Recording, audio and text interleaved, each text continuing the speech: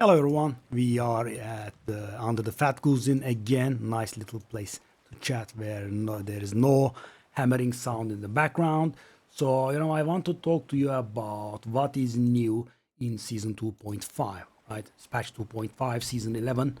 So, of course, we have a number of changes, but why did I not do this video before and I'm doing it for this season? This season is one of the two seasons, I would say, that we had the most changes, not including the release of the expansion, obviously. But we have a lot of changes to the base game, right? So the seasonal changes are obviously going to happen, right? They are seasonal. But the thing is, we also have a lot of changes to the base game. I think they are preparing us for the upcoming expansion. The next season will be the expansion, the second expansion, Lord of Hatred. Lord of something like that. I keep forgetting the name, Lord of Hatred. Yeah, that was correct. So, and that's why I want to talk to you about this. I'm going to go over the seasonal changes as well shortly, but first off, the changes to the base game, right? So these are a permanent change.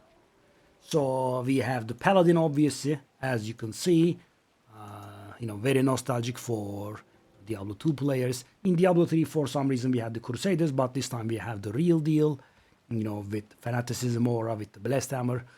It's just lovable. And, as you would expect from Blizzard, upon release, Paladin is the strongest class. By far, I would say is, subjective, right? Because the thing is, when Spiritborn was released, Spiritborn had like 50 tiers on Pit, to anyone, right? When I was playing Season 6 as a Spiritborn, at some point I was like Paragon 100. Imagine, guys, I have a few glyphs placed, right? I have a few legendary nodes. They are barely level 15. And, I was boosting someone in hardcore, right? And the guy's Paragon was unreasonably high. So I was curious and I took a look at it. And he was the world #1 rogue.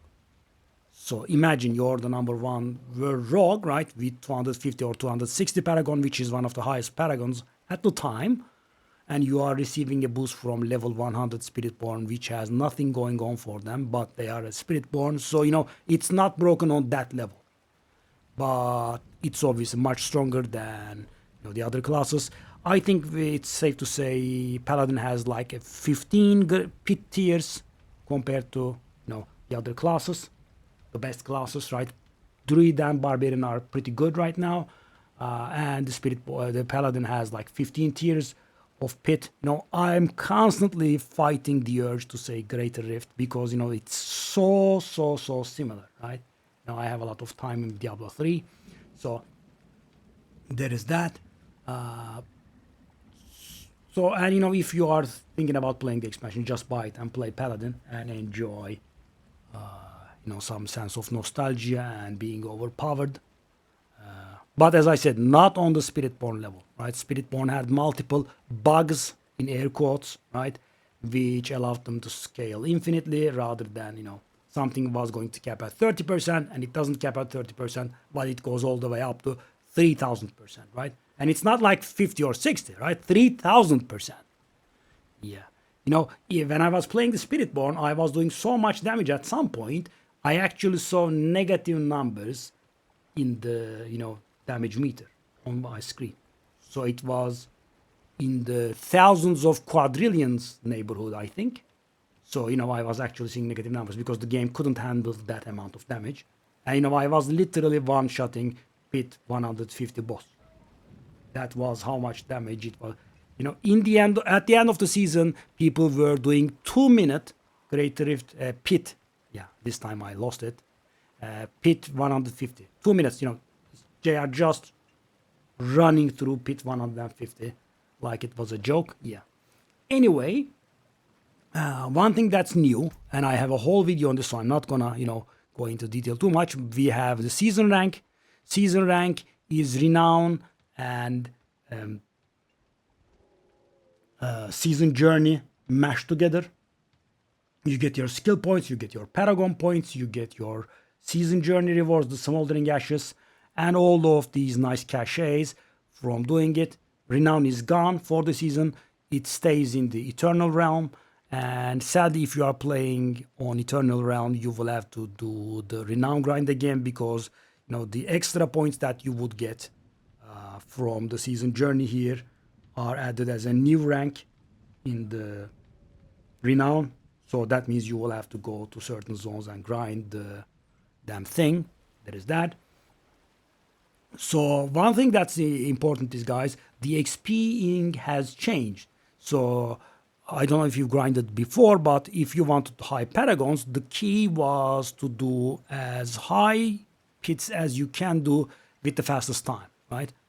So, let me change the order. Fastest pit, highest pit, in that order, right? So you would want, about 1 minute runs.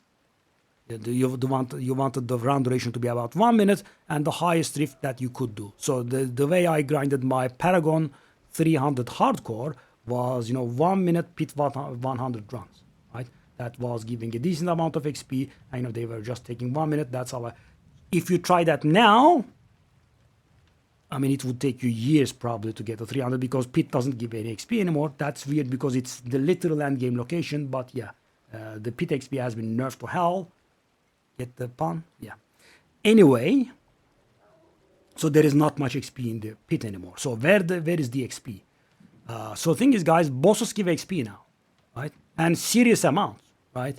So for example, back then, if you were like Paragon 200, right, mid Paragons, you would need like hundreds of runs to get to level 201. It's not like that anymore. They give a big chunk of XP, especially if you are on the lower Paragon. So bosses are one thing that gives XP, and another thing is that's not changed. Infernal Hordes always used to give good XP, and I think, I'm not absolutely certain, but I think it's a top location now.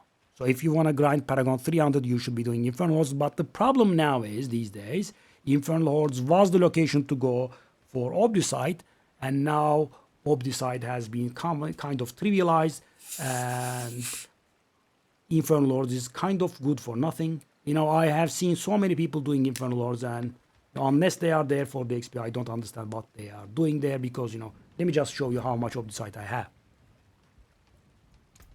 Take a look at this. Where is it? And an item takes a little above 1,000 or something. I can do like 10 characters with this much Obducite. Yeah, it's unreal. And you do not spend anything on rerolling anymore. So and this is by no means grinding a lot or anything, right? So it has been trivialized. Oh, sorry, I did hit the mic. I hope that didn't make too much of a sound. So another thing that's been trivialized is, not exactly trivialized, but you take a look at my number of resplendent sparks there, right? 10, which is insane, right? And also, guys, let me show you, I have about 10 in my stash. Let's take a look here.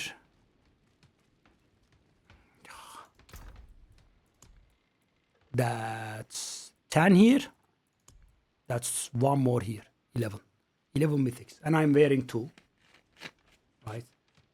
So how am I swimming in mythics? So the thing is, I didn't grind bosses at all. I think I am allowed to say that. Oops. That was silly. So I maybe have killed 100 bosses total, right? I'm talking about, lair bosses. So how do I have so many? So one thing is, I can't show it to you, but, for the Nightmare Dungeon sigils, guys, there is a very rare, I would say about 0.5%, 0.3%, something like that. There is a, if you have played this, I'm sure you have seen these. It says Mythic Prankster in there, right? Instead of Obo's Reserve. That means there is a special goblin inside that drops you 5 mythics. I'm not exaggerating the number. 100% of the time. 5 mythics. And a resplendent spark. Yeah. And a bag that drops a resplendent spark and some runes, right? Obviously, the invites are very expensive, right? If you get one, you can use it to gain anywhere between 5 and 10 billion gold. People will pay about 3 billion gold to get invited. maybe 2, maybe 3 billion, but yeah, that's what it brings. So you can save up some gold and get invited, or you can find a kind person to invite you. That happens, not very frequent, but or of course you could go through all of your nightmare dungeons and dust to craft one. You get a lot of nightmare dungeon sigils. You take a look at them, salvage them, recraft them, blah blah, right? And there is also another called treasure breach. Maybe I have one here. Why? Probably not. Treasure. Nope. Nope. I don't have one. I thought I did have one. I might have maybe destroyed it. Prankster, probably not. Yeah. So treasure breach means there are a lot of goblins inside, and it will also help you grind the seasonal March of the Goblins reputation. And you will get a ton of obdicite from those. With those goblins inside will drop a lot of obdicite. That's how I have so much obdicite. So those are also pretty good. Also, mythics can drop from anywhere. I got one from Duriel Helltide, I think. Funny thing is, I think I got 0 from lair bosses, right? I got from the Asmodan chest. I think I got several from Understeer Tribute of Ascendance runs. There are also those. I should have some here, maybe. Yeah. I mean, you can do this with other people, right? Everyone brings one. So you do 4 runs. So everyone has 4 chances with a single, by putting a single tribute in. People are doing those. You can find it in Group Finder. You can find it in the trade chat. So there is that. Yeah.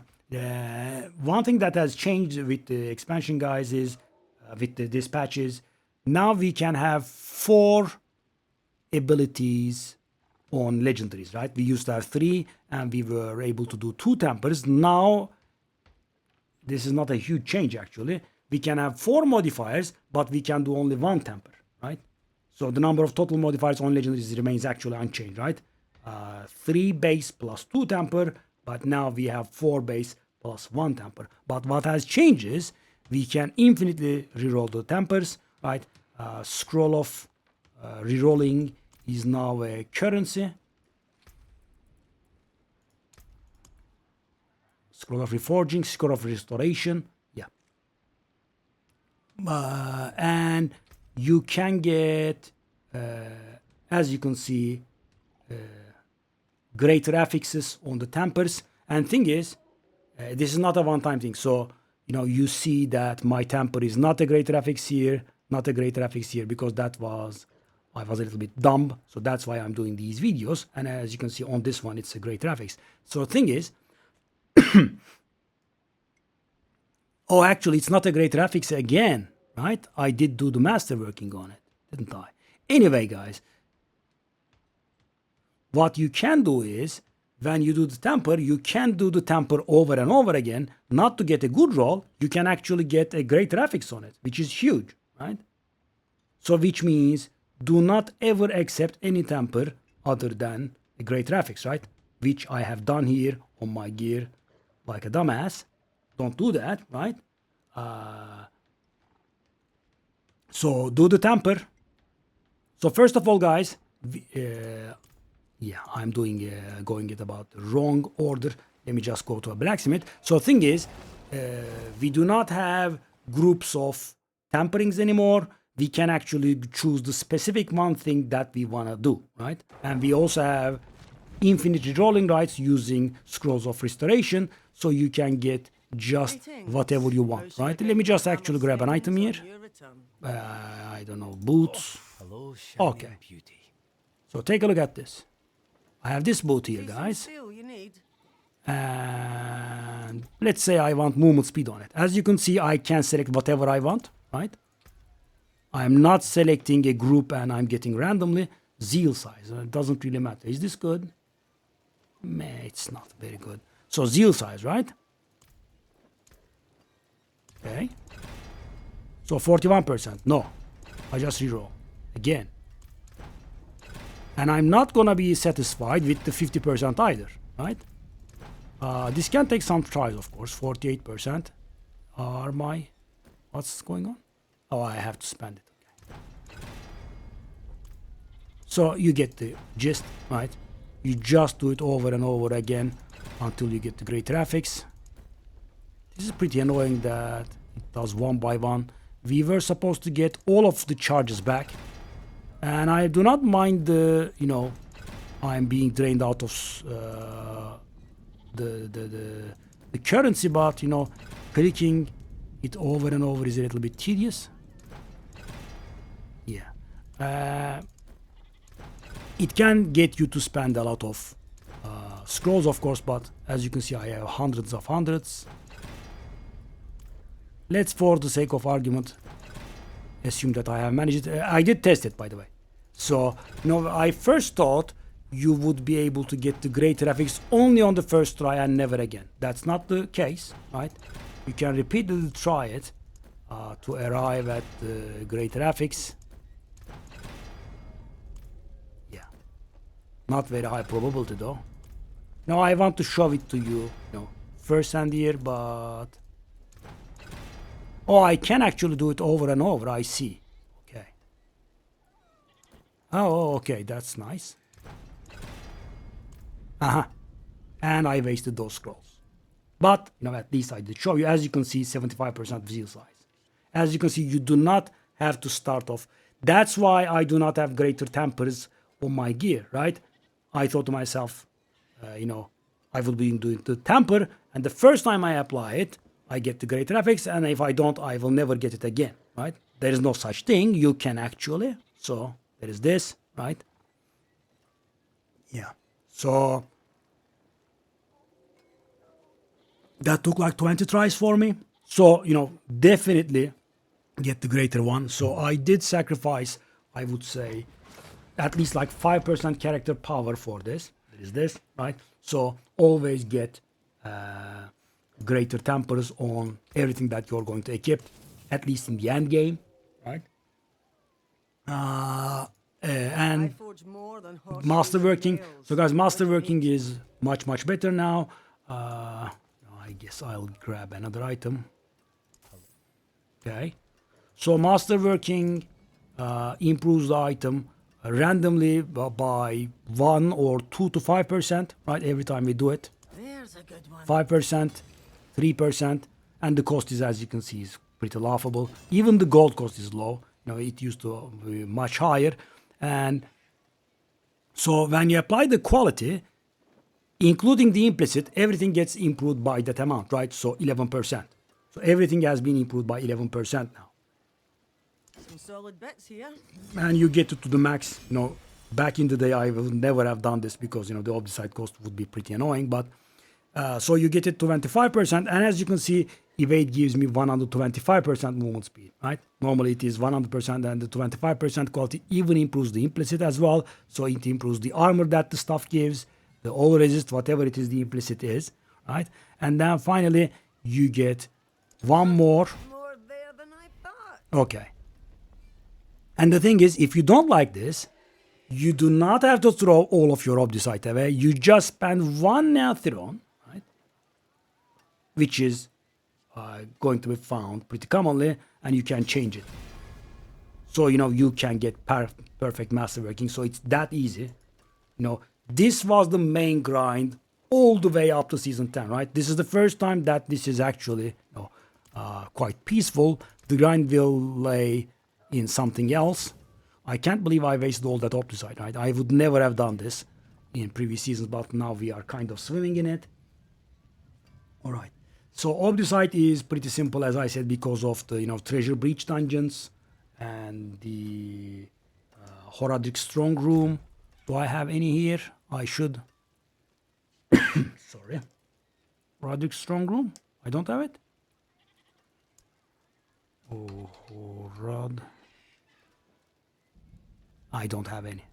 I don't have any here either. Okay, let's say for the sake of argument, assume that I have a Nightmare Dungeon that says Horadric Strong Room. That is the last season or two seasons earlier. You know, there is something stirring in the dungeon, so to speak. You go to the device, you activate it, you get teleported inside, you do the attunement level similar to Understy, and according to the level that you hit, then you get a lot of loot and tons of obdicite. That will solve your things, right? So go to the party finder, to the dungeon thing, and there will be some people farming the Horadic strong room. And each one of you puts one nightmare dungeon sigil up with the Horadic strong room, and yeah, you will be swimming in obdicite. So you don't have to hit the treasure breach, etc. Right? That's how obdicite gets handled. So now we have toughness, guys. The game is fast becoming Diablo 3. So what is toughness? Toughness is a measure of your character's survivability. Obviously, it takes... So now armor works for all kinds of damage, not physical only. It was like Diablo 2, right? Well, not Diablo 2, but armor was reducing the physical incoming damage, and resistances were reducing the damage of a specific incoming type. Now, armor works on all kinds of damage, and resistances work for that specific kind of damage, but now there is a physical resistance, which reduces physical damage furthermore. And, there are no hard caps to hit anymore. You can get the stats as high as you can, and they will provide diminishing returns at higher levels. So yeah, toughness, there is that. So my life is 11k, and I have a lot of armor, and I have a lot of physical resistance here, because that's the most common damage type. So yeah, that's my survivability. And I would say Blizzard is a little bit optimistic about the I would say recommended toughness. Those numbers don't seem right to me, right? I mean, for Torment 4, I think it's something like 35,000. You would die all the time with 35,000 in Torment 4. Let's take a look. I would say this should be about 10,000. This should be about 20, 25,000, 50,000, 60,000 at least. And this should be about 200,000. So I'm not saying you will not be able to survive at, let's say, 150k, right? But with 150k, you will die pretty frequently. 150k maybe would be able to do it. But 35k is not going to. You will be getting one-shotted all the time. Yeah, 35k is way too low. Yeah, I mean, approximately just multiply all of these numbers by 4, I would say. Yeah. So for example, right now with this one, I'm very, very safe, right? I could leave the character away in a Haltide, and I don't think I would die. My self-heal and the players around. I could just leave AFK and come back. 10 minutes later, I will be alive, I think. So this is about it for the changes that happened to the game, right? The base game. Now on to the seasonal changes. I will keep these brief. So we have lesser evils invading all kinds of activities. In Helltides we have Duriel, in Understy we have Andariel, in the Overworld we have Asmodan, and what else do we have left? Belial is in the pit, right? And they each have an associated divine gift. We have a special video for this.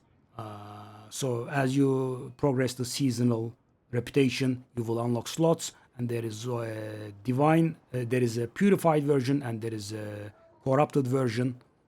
I did say this before. I mean, if you want the detail, you go to the specific video, but how it works is when you use the purified gift, you get double the rewards and you get some extra bonus, right? As you can see here. And when you use the corrupted version, you get the reward, but you are also being penalized. As you can see here, the corrupted does do some penalty. So you can have the purified and the divine, purified and the corrupted at the same time. But if the corrupted one is giving you too much grief, just turn it off. I would suggest turning it off, during leveling. Turn this one off definitely when you are progressing in the pit, right? I mean, you are just going to sacrifice a little bit gold. It's no big deal. Yeah, just keep this one on. Okay. Also another change that was actually that is been breaking the order, but Fortify has been changed. Now it is not the most complicated mechanic ARPG games ever seen, right? And I did play a lot of Path of Exile too, but still, that Fortify was extremely counterintuitive and complicated for no reason. As you can see, I have Fortify here, and now whenever you fortify any amount, you count as fortified, and fortify slowly drains when you are damaged and heals you, right? So for example, you have 30% fortify, you take 20% damage, and that fortify is going to get slowly drained until you have full HP, and that's it, right? Very simple. So that's another change we have. And even if you have 1% fortify, you count as fortified. All right. We have the spammable version of Asmodan here, right? He can also appear as a world boss, but that's something else. He's always up here. This is the place where you spend your corrupted stuff at. This stuff. All right.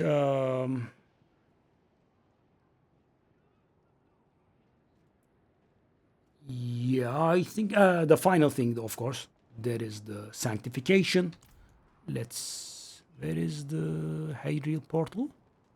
Should be somewhere above. There it is. Okay, so we go to Hadriel. There is the Heavenly Forge in front of him, and in the Heavenly Forge you can sanctify an item. So, having played a lot of Path of Exile 2, I was, quite traumatized about this because, Sanctify makes the item unmodifiable. So, it replaces an affix or something like that, you are screwed. But the thing is, I have found out that's the only negative thing that that can happen to you, right? I mean, it will add some sort of affix. The things that it can do, it can replace an affix. That's the deal breaker, right? You are going to lose something on the item, and you are going to get something random in return. It can completely break the item, right? But you can do it. It's very rare, right? I have bricked one item so far. That's it. Out of I would say 30, 40. Yeah, it's pretty safe. So it can add an aspect here. Sadly, as you can see, the one I have is garbage. Fervor. Fervor is for zealots, so it doesn't do anything. But you can get something nice out of it. You can get mythic powers from it, which is huge, right? That is how people are able to do, all those 135, 137 pits. You can get literal double damage from it. For example, imagine, guys, you have a build that crits all the time, right? Like mine, Judgment, right? And you get the Grandfather's bonus on something. The Grandfather's bonus doubles your crit damage multiplicatively, which means, it's literal double damage, right? So you can get double damage from a sanctification, right? You can get an aspect imprinted on it. You can get an affix added to it, like the 225 strength I have on my Herald of Sakharum, right? It can turn a regular affix into a greater affix, like the one I have here, casting justice skills. I did talk to you about this. I didn't temper my tampering as a greater affix. So what I got from the sanctification was turning the temper into a greater affix. Yeah. So that is the scope of things that can happen. The only bad one is replacing an affix. So the thing is, you could get something that's not really very good like this, but at least it doesn't break the item, right? But you can get a very useful aspect. You can get mythic powers that are, for example, guys, imagine getting Ring of the Starless Skies. That's 50% damage up. And as I said, that's how the top players are being able to clear pits greater upwards of 135, right? You get Grandfather for 50% damage. You get Ring of the Starless Skies for 50% damage. That is tripling your damage, right? Just from 2 sanctifications, which is insane because, you can always handle toughness one way or the other, but you cannot handle damage, right? If you are not able to dish out the damage to the pit boss and the pit trash monsters in 15 minutes, then you are done, right? It doesn't really matter how long you survive. So yeah, sanctification is very good, and as I said, the chance of bricking is very low. Yeah, I have another aspect imprinted here, but yeah, not really very good. And of course, the aspects level is random, right? So in this one, I got cooldown reduction. This was insane, by the way. Sanctification gave me cooldown reduction because my cooldown reduction is actually a little bit off. So random cooldown reduction was beautiful. On this one, I have gotten strength. On this one, I have gotten the greater affix. On this one, I have gotten all stats. Yeah, so this is pretty nice. On Griswold, I did get, yeah, another aspect again. Yeah, so that's about it for sanctification, guys. That's the seasonal mechanic, and you should definitely do it. I'm not gonna say do it safely, but you can do it rather safely, right? I would say the chances of getting bricked is no higher than 5%. So yeah, that's about it, and I will see you